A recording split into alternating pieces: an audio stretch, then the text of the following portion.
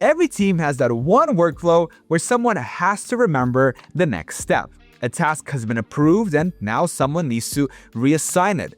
Somebody needs to ping the right person, update a field, or move it to another list. And when that somebody forgets, work stalls. Deadlines slip. People start asking, hey, did anyone look at this in Slack?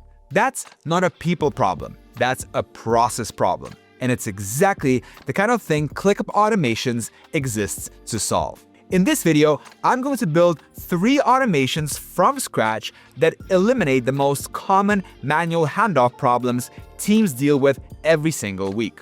First, auto-assigning a work the moment a status changes, so nobody has to send that, hey, can you look at this message ever again.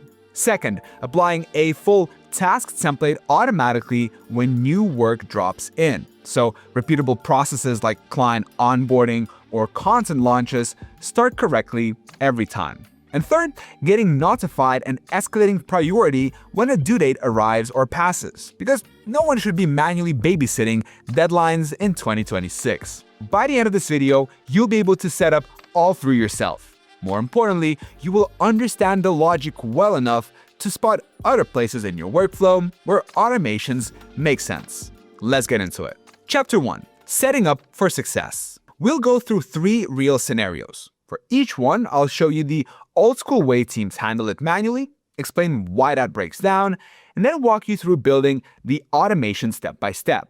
After that, I'll briefly show you what's possible beyond the basics, because ClickUp automations go much deeper than most people realize. If you're watching this and have never built an automation before, you'll be able to build all 3 of these by the time the video ends. If you've already played with automations, the scenarios and the logic behind them will sharpen how you think about workflow design. Now, if you don't have a ClickUp account yet, I've got a link in the description that will get you set up for free. Click it, hit Get Started, sign up with Google or your email, and you'll be inside a workspace in under a minute. If you've already got an account, you're good. Just make sure you're logged in so you can follow along.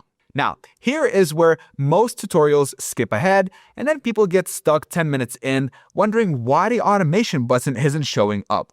Let's not do that. Before you touch a single automation, you need 2 things confirmed. First, the automation's ClickUp needs to be enabled.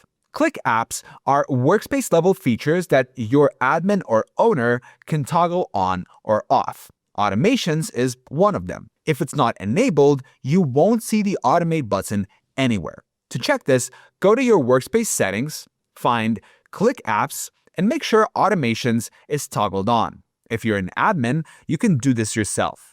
If not, you'll need to ask whoever manages the workspace. While you're here, if you plan to do anything involving email triggers later, make sure the Email ClickUp is also enabled. That one is relevant for more advanced use cases, but it's easy to forget.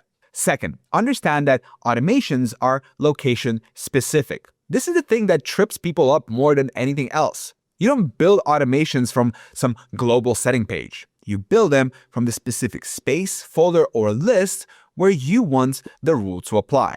So, if you want an automation to affect tasks in your client projects list, you need to be inside that list when you click Automate. If you build it at the space level, it applies to everything in that space. If you build it at the folder level, it applies to all lists in that folder. The higher up you go, the broader the automations reach. My recommendation, start at the list level. Keep it narrow.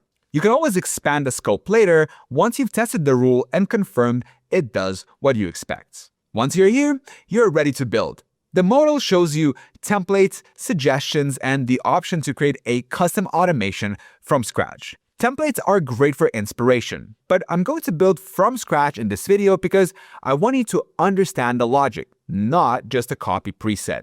Let's jump into our first scenario. Chapter 2. Scenario 1. Auto-assign on status change. Here's a situation. You have a team. Work moves through stages. At some point, a task reaches a status where a specific person needs to take over. Maybe it's in review, and the reviewer needs to be assigned. Maybe it's ready for QA, and the QA lead needs to own it. Maybe it's approved, and the project manager needs to kick off the next phase. The old school way? Someone finishes their part, moves the tasks to the next status, and then sends a Slack message. Hey, this one's ready for you. Or worse, they forget entirely, and the task sits there for 2 days until someone notices in a stand-up. That's the pain. It's not that people are lazy, it's that the process depends on someone remembering, and people forget, especially when they're juggling 10 other things. ClickUp Automations fixes this with one rule. When the status changes to a specific value, assign the task to the right person. Instantly. No messages needed, no delay. Building it step by step. Step 1. Set the trigger. Click the Trigger dropdown. Select Status Changed. Then specify when status changes to In Review. That's our workflow moment, the point where manual handoff used to happen. Step number 2. Set the action. In the Then section, click the Action dropdown. Select Update Assignees. Choose Add Assignees and pick the person who should own tasks at this stage. In our case, that's the reviewer. That's it. That's the whole automation. When any task in this list moves to In Review, it gets assigned to the reviewer automatically. Step number 3. Name it clearly. I'm going to call this When Status Moves to In Review, assign a reviewer. Boring? Sure. Useful in 3 months when you have 15 automations and need to find this one? Absolutely. Step 4. Test it. Let me create a sample task, something like redesign homepage banner. I'll move it to In Review. The assignee updates instantly. No Slack message, no delay, no forgotten handoff. That's one automation, and it permanently removes a manual step from every single task that moves through the stage. Now, think about how many times per week your team does this manually. 5, 20? Well, that's 20 fewer chances for something to slip through the cracks. Now, one more thing before we move on. If the automation doesn't fire, check 3 things in this order. 1, are you in the right location? The automation only affects the list, board, or space where you build it. 2, did the trigger actually happen? If you set it to fire on In Review, but the task went to In Review from a bulk action that didn't register as a status change event, that could cause issues. 3, check the Automations Activity tab. That's your audit trail. It shows whether the rule fired, whether it was blocked by a condition, or whether the action failed. Start there before you start rebuilding the rule. Chapter 3. Scenario 2. Apply a template when a task is created.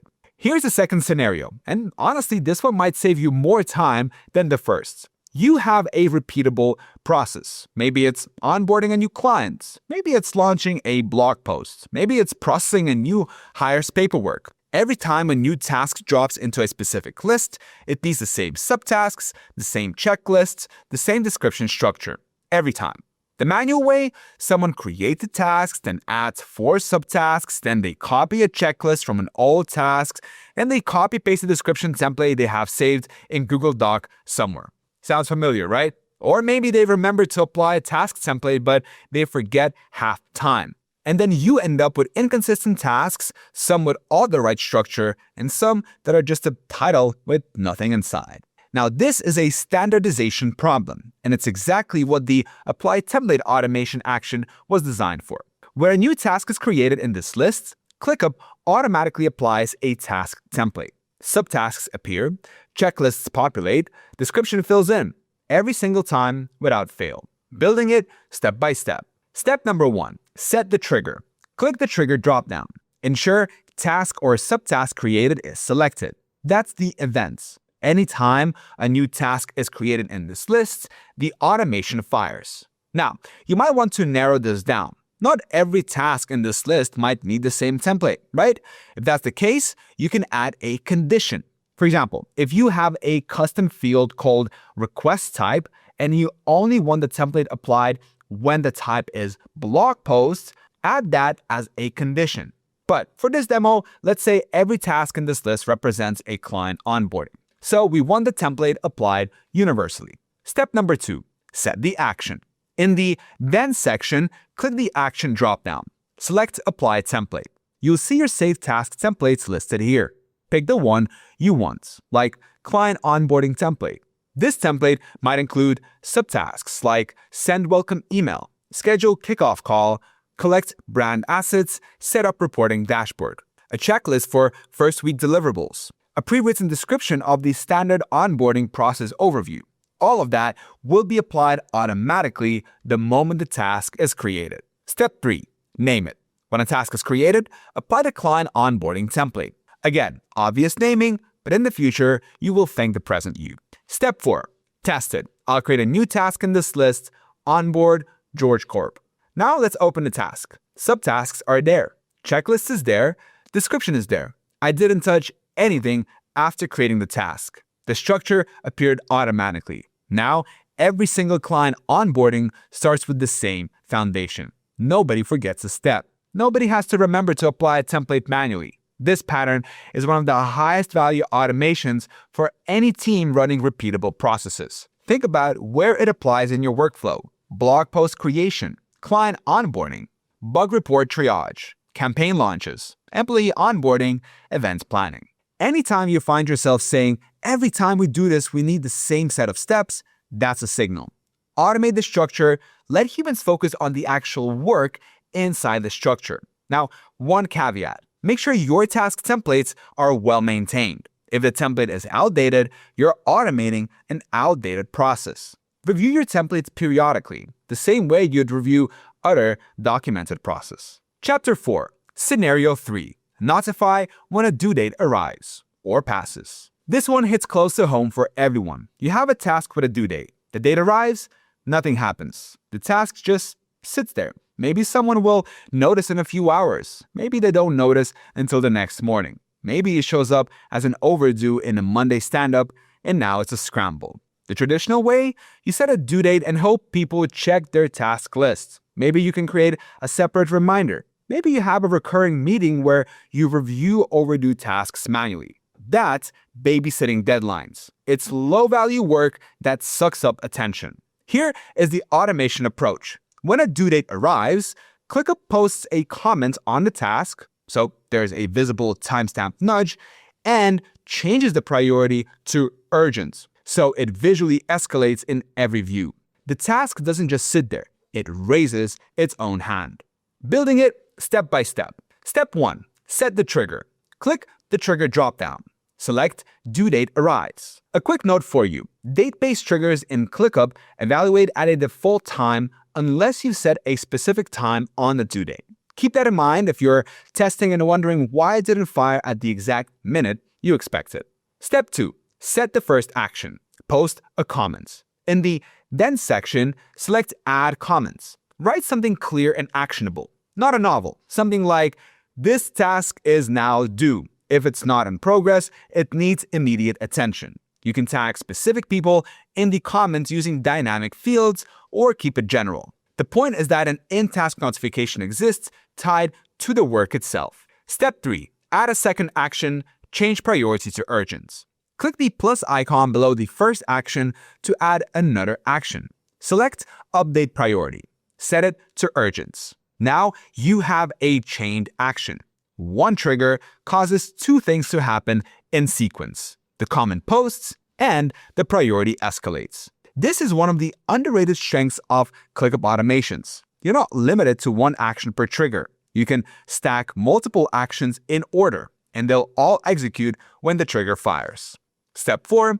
Name it. When the due date arrives, comment and escalate to urgent. Step 5. Test it. I'll set a task's due date for today. Let's see what happens when it fires. The comment appears, priority changes to urgent. The task is now impossible to ignore in any view, whether that's someone looking at a board, a list, or a calendar. No one had to check, and no one had to babysit the deadline. The system handled it. This automation is especially powerful when combined with notifications, because when the priority changes to urgent, anyone watching that task or that list gets a notification. So the escalation cascades naturally through ClickUp's existing notification system. You can also modify this for before due date if you want a heads up a day early, or after due date if you want escalation only when something is actually overdue. The trigger timing is flexible. Here's how I think about it. If a due date matters enough to set it, it matters enough to act on automatically. Otherwise, it's just a colored badge. Chapter 5. The Bottomless Possibilities. So, we built 3 automations that solve 3 real problems. But here's the thing about ClickUp automations. The 3 scenarios we just built barely scratch the surface. The thing that makes automations actually useful long-term isn't memorizing trigger action pairs. It's asking yourself one question whenever something breaks or gets delayed.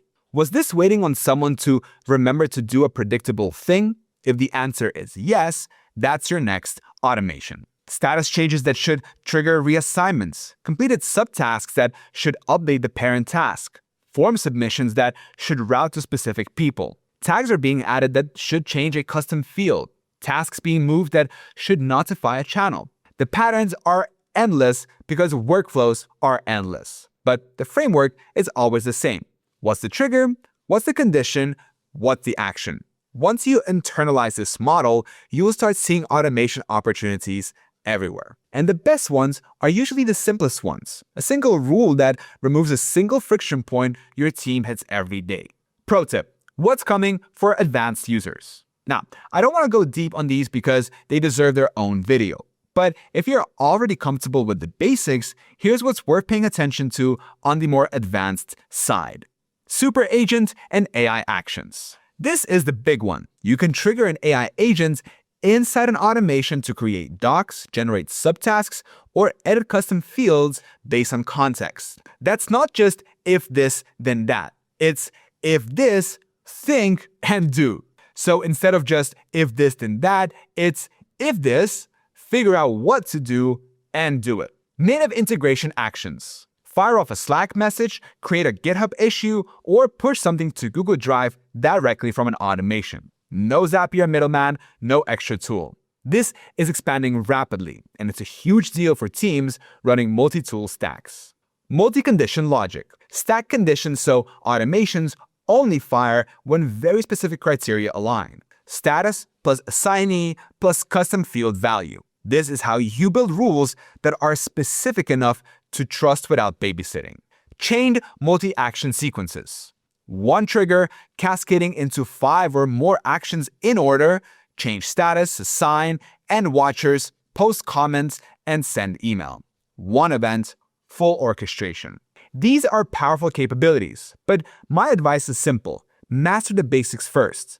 Build automations that are easy to read, easy to test, and easy to maintain. Then layer on complexity only when your workflow genuinely demands it. So, if you take one thing from this video, it's this. The goal of automation isn't to build the cleverest rule. It's to remove the one predictable step your team keeps doing manually. Start with one workflow, the one that breaks most often. Build that first automation.